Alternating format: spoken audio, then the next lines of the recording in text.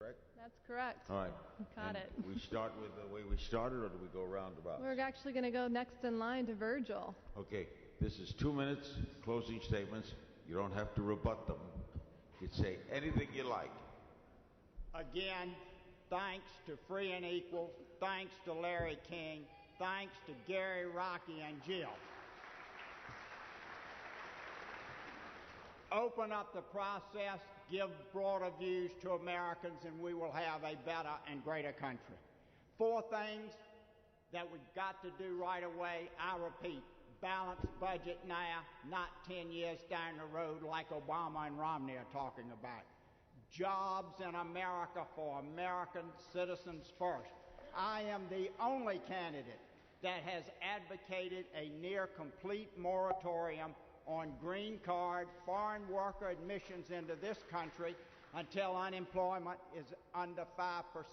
It makes no sense to bring in so many foreign workers when we need jobs in America for U.S. citizens first. Thirdly, I agree with Jill on super PACs and PACs and defining speech, but I don't think you need I think it can be done with legislation with enough whereases and a sense of the House and a sense of the Senate in it.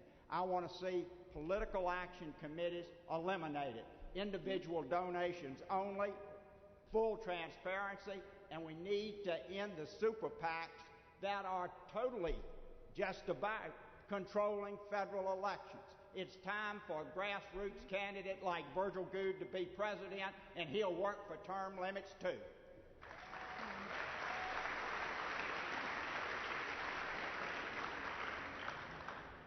Governor?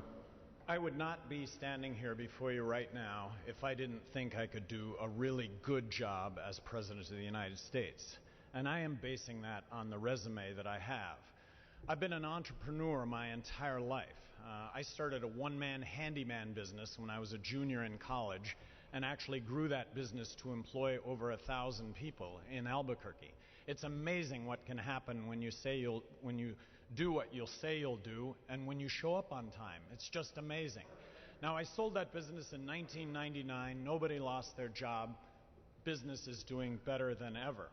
As governor of New Mexico, I ran completely outside of the political system. I got elected governor, Republican governor, in a state that was 2-to-1 Democrat, and made a name for myself vetoing legislation. I may have vetoed more legislation than the other 49 governors in the country combined. I vetoed 750 bills. I had thousands of line item vetoes. It made a difference when it came to billions of dollars worth of spending. It made a difference when it came to laws that would have told you or I what we could or couldn't do in the bedroom. With regard to immigration, which I think really is a hot-button issue, and it kind of highlights differences between me and everybody else, let's start off with the premise that immigration is really a good thing. Let's make it as easy as possible for somebody that wants to come into this country and work to get a work visa. Not a green card, not citizenship, but a work visa so that applicable taxes would get paid, and that we would have no criminals working in this country. Look, we hear about wasted vote right now. Wasting your vote is voting for somebody that you don't believe in. That's wasting your vote.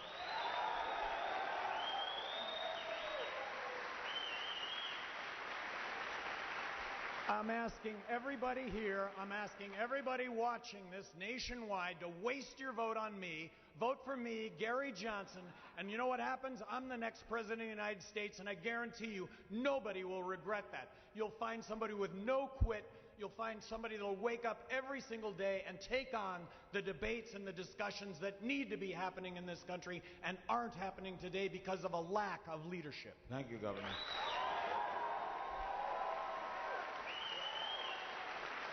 Jill Stein. Jill, 2 minutes. There's a famous saying from Alice Walker that the biggest way people give up power is by not knowing we have it to start with.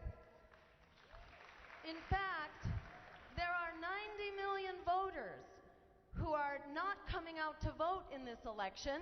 That's 1 out of every 2 voters. That's twice as many as the number who will come out for Barack Obama, and twice as many as the number who will come out for Mitt Romney. Those are voters who are saying no to politics as usual and saying no to the Democratic and Republican parties. Imagine if we got out word to those 90 million voters that they actually have a variety of choices and voices in this election. And I want to focus especially on those 36 million students and young people and recent graduates who are effectively indentured servants because of the high unemployment rate and the draconian, unforgiving loans that have been customized especially for students lacking any consumer protections.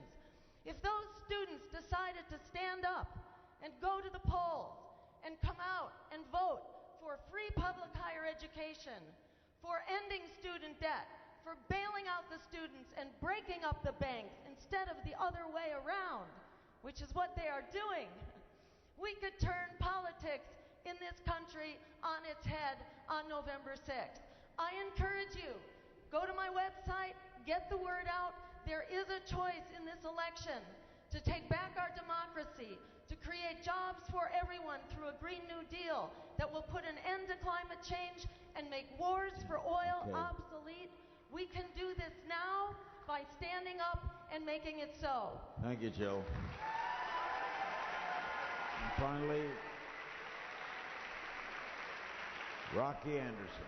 Imagine if there had been a candidate included in the Obama-Romney debates to challenge our plutocracy, our government that is run by and for the benefit of monstrous corporations rather than in the interest of the people of this country. We know the Republican and Democrats have some differences, but both of them have morphed into a militarist, corporatist, anti-democratic force that has betrayed basic human and civil rights. We know that both of these major candidates have been bought and paid for. That's why neither of them stands for health care for all as in the rest of the industrialized world. It's why neither of them ever talk about breaking the stranglehold the military-industrial complex has on our government. And that's why neither of them talk about providing the essential leadership on the climate crisis, the greatest tragedy facing Earth's inhabitants.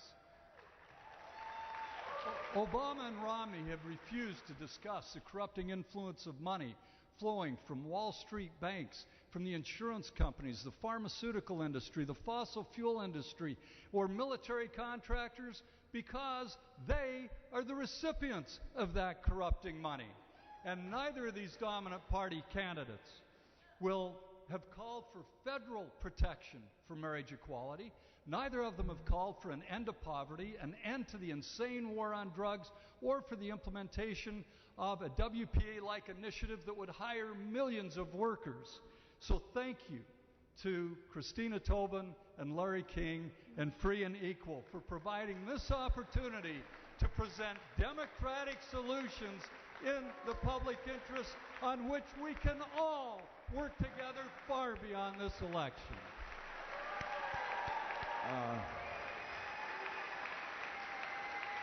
First of all, as a moderator and a host for 55 years, I've always believed in free speech and the right of people to throw their hat into the ring and for the right of people to be heard. Going back to years ago when I introduced Ross Perot to the public and got to hear his thoughts, and John Anderson before that in Illinois, and Ralph Nader and the others who have come forward to go to the battle. You're kind of Don Quixotes in a way, but the windmills have a way of stopping, and we have a way of saluting you just for getting into the fray. So I thank you for your efforts and all you've done. I also want to salute Christina and what she does. How did Thank you. Christina's gonna wind things up, but how did Free and Equal start? Well, it came from my dad. You may recall him, Jim Tobin. He ran for governor here back in 1998. And so today's his birthday. Happy birthday, Dad. And my legacy of through him and Taxpayers United of America, it lives through him and So now we have Free and Equal Elections, a nonpartisan organization uniting the grassroots movement across the spectrum to break the stranglehold of the two-party system, to bring the power back to the people. I know Christina has some closing remarks. I want to thank Gary Johnson, Jill Stein, Rocky Anderson, and Virgil Goode for participating in this. It was my pleasure to be here, and I thank you all very much, and thanks to the audience as well. And I'll turn it over to Christina Tobin for the close. Christina? I want to thank Larry King for dream come true. Larry, please. Of course, my executive producer, Marcy Forgrave, and producer Gary Franchi, the whole crew of people. Thank you to them, all of our supporters out there, and the candidates, and we the people. And I have some good news for you. How many people enjoyed this debate tonight?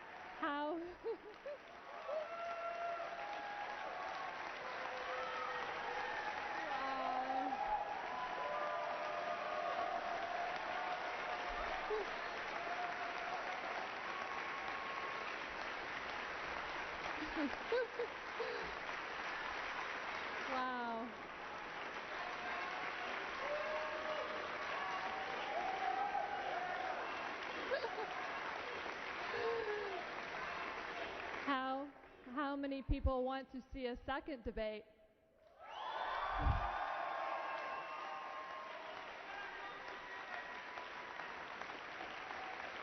Well, here at Free and Equal, we're a nonpartisan organization. All the donations go through great things like this and big things we're doing after the election. But we are holding a debate next Tuesday in Washington, D.C., 9 p.m. Eastern Time.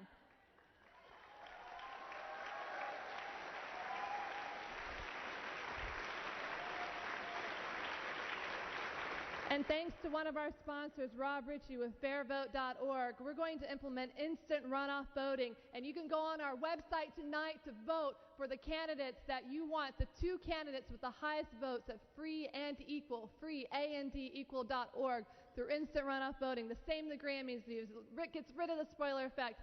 You have 24 hours to vote. Go online when you go home today to vote. And on Thursday morning, we will announce the two candidates with the most votes who will be in Washington, D.C. to debate on international issues. Please vote tonight, freeandequal.org.